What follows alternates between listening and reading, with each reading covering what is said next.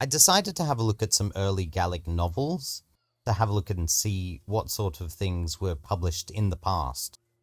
I know there are many novels being released nowadays, with the latest one that I can remember being Anne of Green Gables, but I wanted to have a look and see if there was anything earlier than that. Maybe something that reflected a dialect that was slightly different. And I came across one which is meant to be one of the earliest novels written in Gaelic, as in a book with a story and characters and dialogue, rather than the sort of epics. Because there's a lot of epic sort of stuff, kind of in the vein of the Odyssey, things like Ossian, but there's not really much in the way of stories, like the sort of novels that I tend to enjoy.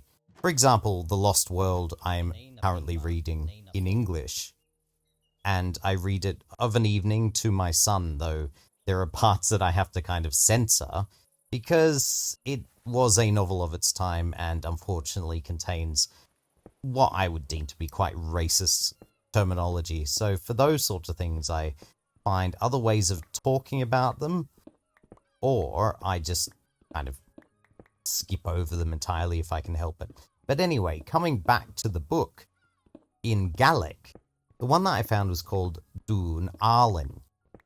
And I don't really know much about it, but it's interesting because there are definitely many places that, of course, align with the Gaelic from Perthshire, but there are other areas that are somewhat different. For example, you've got fulling, which means to suffer. But in Blair, apparently, it seems, it was fullach. And, for example, enich means to be aware of something. But this is actually mixed with another word in Perthshire, and so you'd get fenich or fenach, which means both to feel something and to be aware of something. You've also got the old seolmed, which is shamed in Perthshire. But just having a look at the first few sentences, I'm going to say it in the Gaelic that I know rather than in the pronunciation of the original author, because I just don't really know it very well.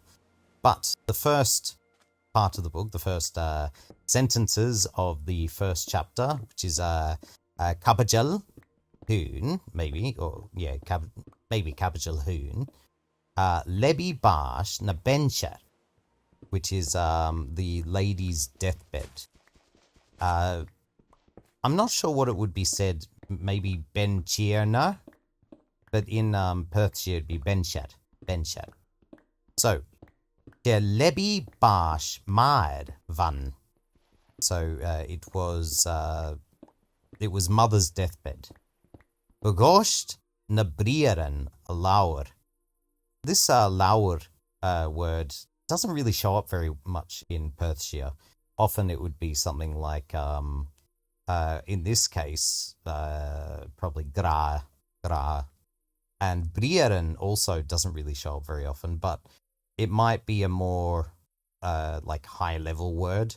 I don't really see it very often, but I have seen it from time to time, just not really in my material, just more so in dictionaries and stuff.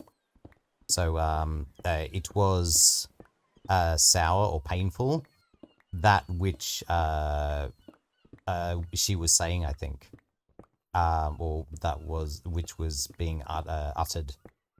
Betrom and skal vrat leg ed na van la geestach and shamed ard pastel moord Dùn Àluinn, which is something like a heavy skalvrat. I don't know what that is. I think, skal is a shadow or a shade, I think. And then vrat, which is a version of the word brat, which is a mat or a carpet or I guess like a sheet or a covering or something. So it's a Skal vrat, so I guess a shadow covering, a shade covering. Leg, so to fall or fell something, I guess. Ed, navan lied. Those, so upon, na, which means those which, and then va, were, and lied, in presence, or who were present. Geistach, listening, and shomer ard, in the high room. Cashel Moord, the great castle. Dùn Àluinn, so the Dùn Àluinn. I need to be careful of my A sounds, by the way. Something that I've noticed with when I speak and don't think is that my A's go from an A sound to a R sound, which is more in line with my English pronunciation. And I think actually A is probably one of my weakest points in any languages that I study. I just don't seem to be able to get out of the pattern of R. So I'm trying to be mindful of using an R sound, so making it more open, I guess. So next part is Hallen, which is Colin. Hamish gada agal he estonuyag fair. So I am leaving you yourself, and your nuyag, I believe, is infant, female infant, but potentially.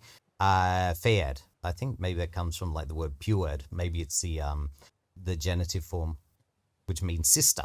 So I'm leaving you and yourself and your sister. Honich mi moran. I saw a lot. Gulach mi moran. I suffered a lot. This yulan mi moran remolachen. So I suffered or bore. I bore a lot throughout my days. So yulan or gulan means to carry, but it's also to bear. Like we'd say, I cannot bear this. It's too much to bear. It's the same, and it's like talking about a burden sort of thing. So, hada yulan karch na hoyach mulach na machriblajan jiors. So that is hada yulan, which is did not bear. Kaj, friend, na or, hoyach, stranger, mulach, so my, m, and then ulach, burden. So, not a friend nor stranger bore my burden, I believe.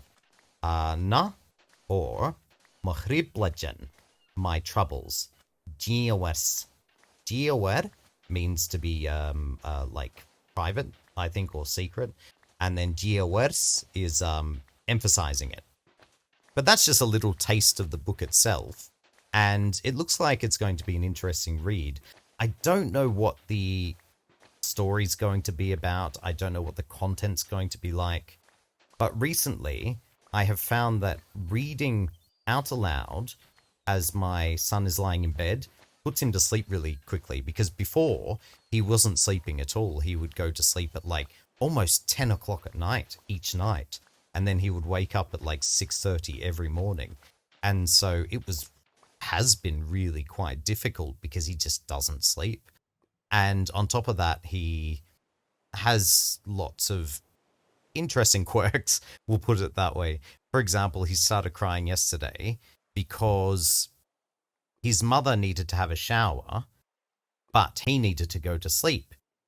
So we said, okay, we'll all sit down, we'll have a drink of water, and then we'll go to bed. And then after that, Mama can have a shower. But no, the order in his head is that Mama has a shower, comes out of the shower, and then we sit down, we have a drink of water, then we go lie down in bed and watch an advert that he watches every night just because he likes the person pressing the buttons on the telephone. It's an old Japanese advert.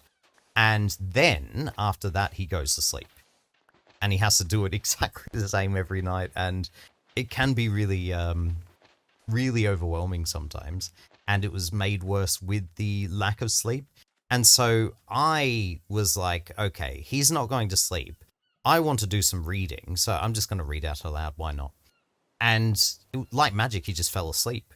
And so I have been doing that each night, but I thought I don't want to read just English to him because I speak to him every second day in Gaelic, you know, perfectly or not. And he understands Gaelic. He doesn't have any issue with understanding, just as he understands English and he understands Japanese, which he gets from his mother. He doesn't speak so much, though he does use some words. For example, he'll say lebi instead of bed or, what you call it? Bed. What else will he say? He always says uyi, uyi, which means uli, uli. So finished or done. So he uses those words all the time. He just doesn't speak it very well. He understands, and when I speak to him in Gaelic, he understands. So that's kind of cool. But it's kind of difficult to find any novels online because I like reading older novels, and it's hard to find any online or any sort of stories online in Gaelic that aren't really brutal. Like, for example, the stories that I have from Highland Perthshire, a lot of them are about murder and fairies killing people or freezing people, or stealing this or stealing that. I don't really want to read that to a 3-year-old. And so I'm trying to read things out aloud that I can censor on the fly and I can avoid kind of saying anything that's too brutal, if that makes sense. I would like to get a copy of something like Anne of Green Gables in Gaelic. I just don't have the ability to do so at the moment because that requires money. And at the moment, I don't have lots of money because I'm not working that much. I look after my son during the week and then I work part-time on the weekends. Once he starts going to kindergarten, eventually, probably later this year or next year, then I'll be able to work a bit more and be able to afford to do things like that. But at the moment, it's a little bit difficult. Anyway, you didn't come here for my life story. You came here because I'm talking about a book that I found. So I'm going to keep reading the book and I shall let people know if they're interested what it's like, whether it's good or not, whether I enjoy it or not. And yeah, I hope you found this interesting. I shall link to the book in the description, by the way. Thank you for listening.